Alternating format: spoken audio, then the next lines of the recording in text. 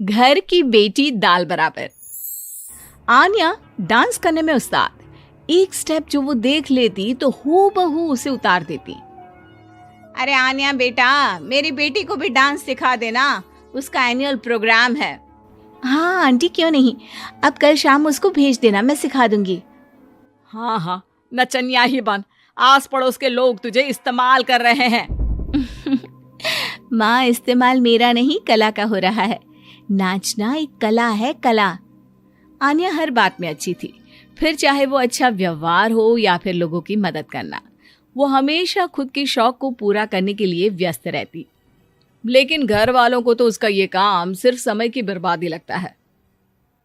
कहाँ है आन्या? उसको बोलो कि आज शाम को खाना वही बनाएगी। सपना देख लो कि तुम्हारी बेटी घर का खाना बनाएगी। अरे आसपास के लोगों का काम करने से उसे फुर्सत मिले तब तो कहीं जाकर वो हमारे घर का काम करेगी ना।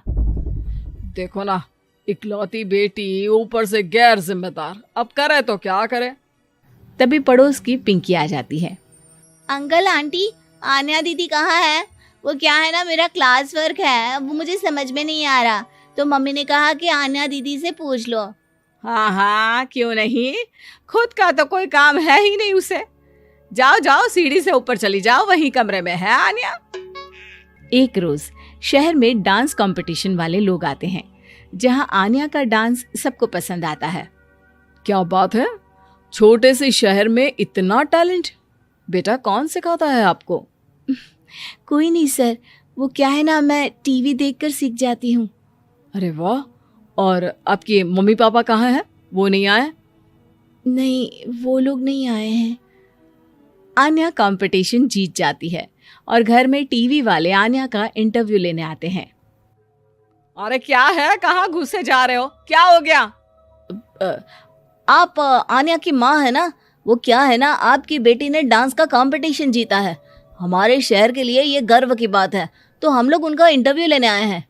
ओहो, बड़ा तीर मारा हो जैसे। अरे उसे आता ही क्या है डांस के सिवा, कुछ और करती तो शायद गर्व होता। तभी वहां आन्या आ जाती है और पत्रकारों को इंटरव्यू देती है। उसी रोज पिता के ऑफिस में। देखो तो आजकल के बच्चे कितने स्मार्ट हैं, धन्य है ऐसे बच्चों के माता पिता को। और किस्मत वाले होते हैं ऐसे माता पिता, वरना मेरी बेटी तो किसी काम की नहीं, सारा दिन बस नाच गाने में ही दिमाग लगाती रहती है। अरे वो बच्ची हमारे शहर की ही है, कितना नाम कमा रही है डांस में, हम तो उसकी बात कर रहे हैं। अच्छा, कोई डांस में भी नाम कमा सकता है? अरे दे देना भाई पेपर की कटिंग, दिखाऊंगा आन्या को भी मैं। क्या नाम बताया? आन्या? यही तो नाम है मेरी बेटी का, आन्या शर्मा। बड़े उम्मीद से रखा था कि कुछ अच्छा नाम कमाएगी, लेकिन नहीं। आजकल के बच्चों को माँ पापा की इमोशन की कदर है क्या? अरे ये देखिए, इस बच्ची का नाम भी आन्या शर्मा ही है, जो पूरे शहर का नाम रोशन कर रही है। पिता अखबार देखते हैं तो सामने बेटी की ही फोटो रहती है। लेकिन ये क्या, जिस फोटो को देखकर हर कोई गर्व कर रहा था, पिता को उस पे कुछ भी खास दिखाई नहीं देता।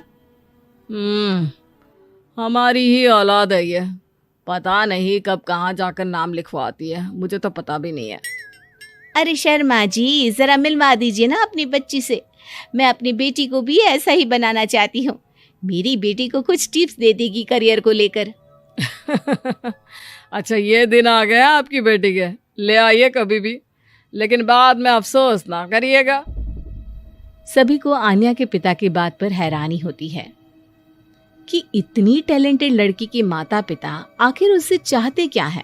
पिता घर आते हैं और माँ से कहते हैं, पता है तुम्हारी लड़की क्या कर रही है, या फिर ऐसे ही व्यस्त रहोगी हमेशा?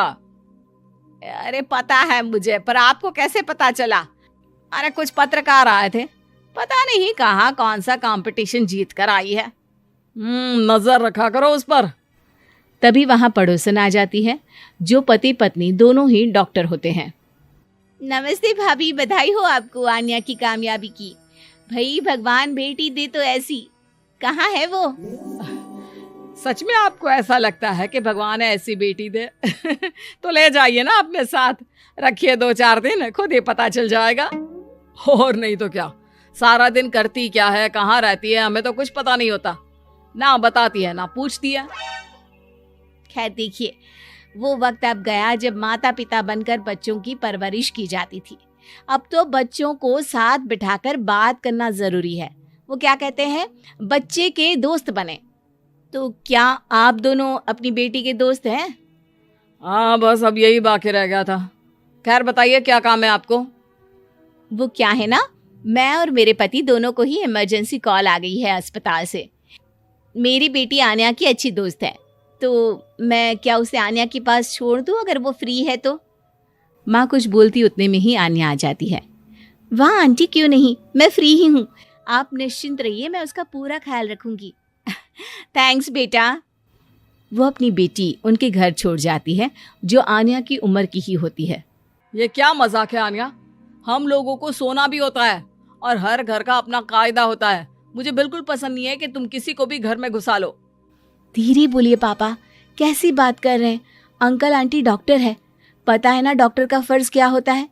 अगर वो किसी की जिंदगी बचा रहे हैं तो क्या हमारा फर्ज नहीं बनता कि हम भी उनकी किसी न किसी तरह से मदद करें? आपको तो पता है घर पर अकेले रहना कितना अनसेफ है। हाँ, तो दुनिया को सेफ करने का जिम्मा तू नहीं ले रखा है? अरे बहुत महंगे अस्पताल के डॉक्टर हैं वो लोग, खूब पैसा मिलता होगा, लेकिन ये नहीं कि मेड रख ले। क्या कहती आन्या, कैसे माँ पिता को समझाती कि किसी की मदद करना कोई बुरी बात नहीं है। खैर कुछ महीनों बाद आधी रात को माँ जोर जोर से चिल्लाकर आन्या के कमरे में जाती है। बेटा बेटा आन्या, पापा के सीने में दर्द हो रहा है, बेटा कुछ कर। हाँ माँ, मैं डॉक्टर को फोन करती हूँ। आन्या डॉक्टर को फोन करती है, लेकिन माँ डॉक्टर को तो आने में काफी वक्त लग जाएगा, मैं पिंकी के पापा को बुला लाऊं? अरे वो नहीं आएंगे बेटा, वो लोग बहुत बड़े डॉक्टर हैं और हम लोगों के पास इतने पैसे भी नहीं है।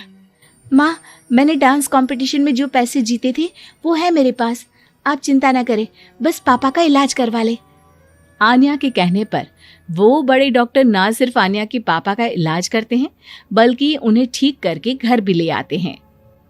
आज मैं सिर्फ अपनी बेटी की वजह से बच गया। भगवान सबको ऐसी बेटी दे।